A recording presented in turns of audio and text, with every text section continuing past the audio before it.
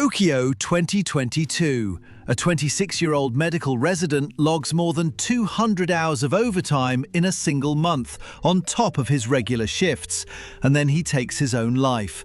His family says nobody in the hospital ever told him to stop.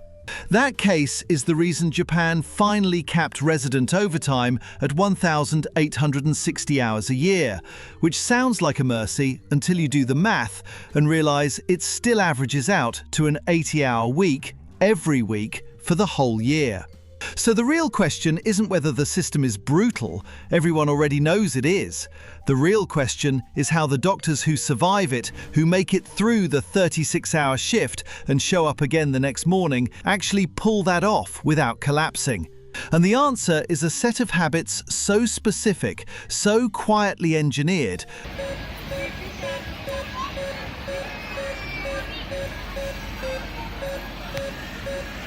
that most of them never even talk about it out loud. Start with the shift itself, because the number 36 hours undersells what's actually happening inside it. In Japanese hospitals, the on-call rotation is called Toban, and a Toban resident doesn't get a room to disappear into. He gets a narrow bunk in a shared call room down the hall from the nurses' station, sometimes with 3 other residents crammed into bunks on either side. And the understanding is that you sleep in your scrubs because you might be back on your feet before you finish lying down. A general surgery resident in Osaka, describing his own rotation, said the goal isn't rest, it's staying vertical long enough to make it to the next handoff without a mistake that ends up in someone's chart. That's the frame for everything that follows, not comfort, function. Food is the first place that function gets engineered, and it starts at the convenience store. Konbini culture in Japan isn't a backup plan the way a 24-hour gas station is in most countries. It's infrastructure. A resident coming off 6 hours in the OR walks into a Lawson or a 7-Eleven at 2 a.m. and the onigiri case is fully stocked, the same as it would be at 2 p.m. Because the supply chain in Japan runs multiple deliveries a day, specifically so that shift workers never hit an empty shelf. The choice itself is deliberate too. Rice over bread, because rice digests slower and doesn't spike blood sugar the way a pastry does, which matters when you might not eat again for 9 hours. Salmon or umeboshi, filling for the sodium, because sweat and stress both drain electrolytes faster than plain water replaces them. It's not a health food story, it's a small, repeated calculation made under a fluorescent light by someone who has learned exactly how their body behaves on no sleep. Then there's the bottle. Walk into any hospital konbini in Japan and you'll find a wall of small brown glass bottles near the register, not stacked with the sodas, kept separate, almost medicinal in how they're displayed. The most common one is Lipovitan D, on shelves since 1962, and it isn't marketed as a party drink the way an energy drink is in the West. It's taurine and B vitamins and about 50 milligrams of caffeine in 100 milliliters, labeled 1 bottle a day, sold next to cough syrup and painkillers because that's genuinely the aisle it belongs in. Older attendings will tell residents to treat it like medicine, not a refill button, because the crash after the 4th bottle of a shift is worse than the fatigue it was covering. What's telling is which drinks residents avoid, not the ones with the most caffeine, the ones that hit fastest, because a spike that peaks in 20 minutes and drops in 90 is useless across a shift that's still got 18 hours left in it. Sleep is where the real skill lives, and it's counterintuitive. You'd think the goal is to grab sleep whenever you can for as long as you can. It's the opposite. Residents who make it through years of this without breaking learn to nap in tight, deliberate windows, usually somewhere under 25 minutes, because that's the ceiling before the body drops into deep sleep, and waking up out of deep sleep produces a fog that can last longer than the nap did. So the skill isn't sleeping more, it's training your body to fall asleep in 90 seconds flat on command, in a chair, in a stairwell, in the gap between a page going off and the elevator arriving, and then surfacing before the fog sets in. One anesthesiology resident described it as learning to treat consciousness like a light switch instead of a dimmer. That's not a talent you're born with. It's a skill built over hundreds of interrupted nights, the same way a muscle gets built by tearing and repairing. First-year residents are famously bad at it, waking up groggy and useless after 20 minutes because their bodies haven't learned the trick yet.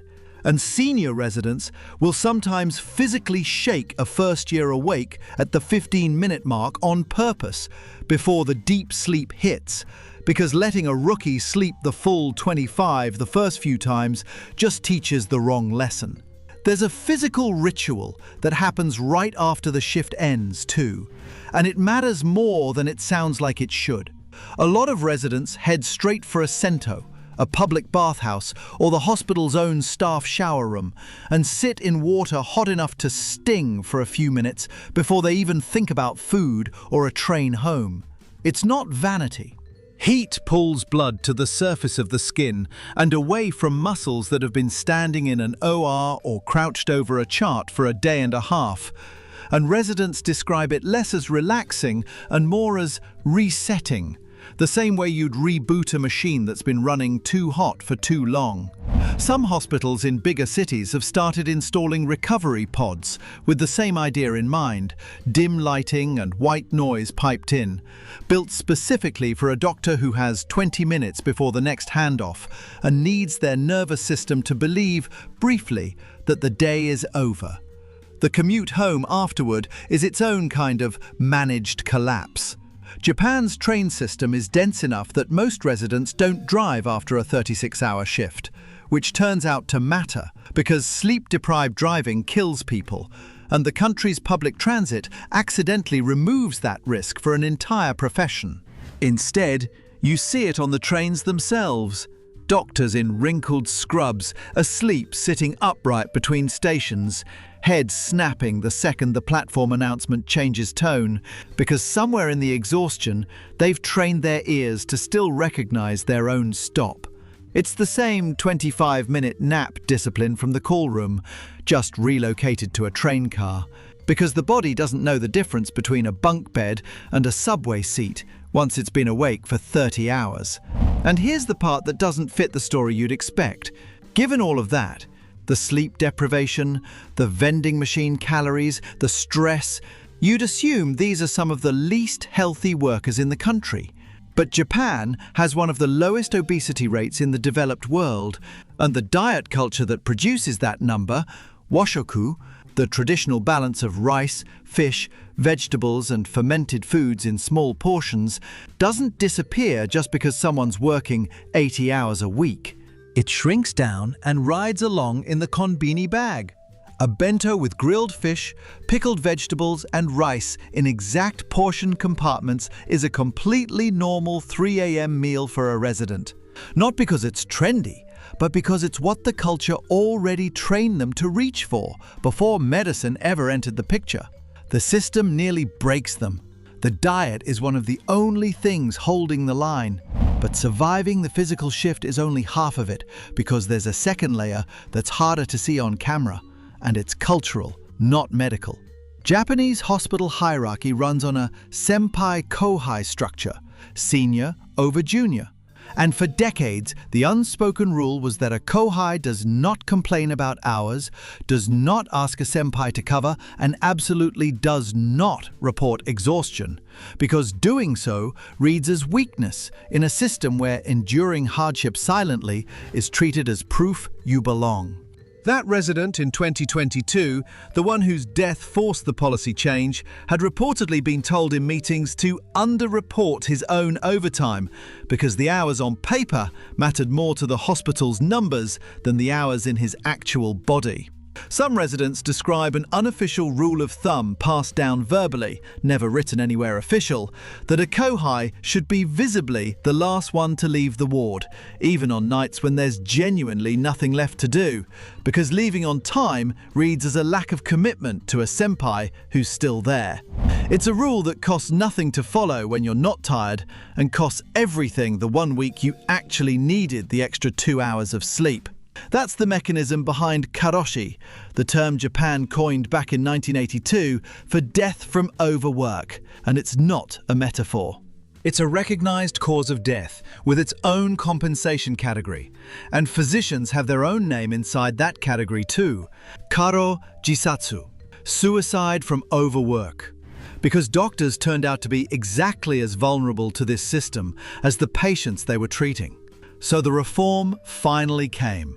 Starting in April of 2024, general physicians in Japan were capped at 960 hours of overtime a year, which is roughly a 60-hour week. And residents got the higher exception at 1,860 hours because hospitals argued they still need the volume of hours for training. Some hospitals now have to prove to a third-party evaluator that they're actually managing doctors' hours down, not just writing a nicer number on the schedule. There's real money behind the enforcement too, since a hospital caught faking its logs can lose the certification that lets it run its residency program at all, which is the first time in the history of the profession that a Japanese hospital's prestige has been directly tied to how honestly it tracks exhaustion instead of how much of it a doctor could absorb without complaint. Early data is mixed. Some surveys after the reform still found close to 5% of residents blowing past even the higher cap. And there's a strange side effect nobody predicted, where residents working fewer hours are also getting less hands-on training time with actual patients, which is its own kind of problem for a system that trained its best doctors by working them nearly to death for a decade first. Which is the uncomfortable thing sitting underneath this whole story. The habits that let a doctor survive a 36-hour shift, the 90-second naps, the exact rice and fish portions, the 1 bottle a day rule, none of that is a wellness routine somebody chose. It's an adaptation to a system that was never supposed to require adapting to in the first place. Every one of those tricks is a scar with a use case. And the same country that produced the discipline to build habits precise enough to survive that schedule also produced the silence that let a 26-year-old think reporting his own exhaustion wasn't an option. You can't separate the two. The competence and the cost came from the exact same culture at the exact same time in the exact same hospital hallway. So next time someone frames this as impressive, as some superhuman ability to function on no sleep, it's worth asking a harder question instead. Every one of these habits, the 90-second nap, the rice ball chosen for its glycemic curve, the single bottle rule, was built by someone who had already accepted the shift wasn't going to change and who spent their exhaustion engineering a way to survive it instead of a way to end it. That's not weakness, and it's not superpower either. It's what happens to a person's body when the system around it refuses to move first. Was it discipline that got them through? Or was it just that nobody ever gave them permission to stop?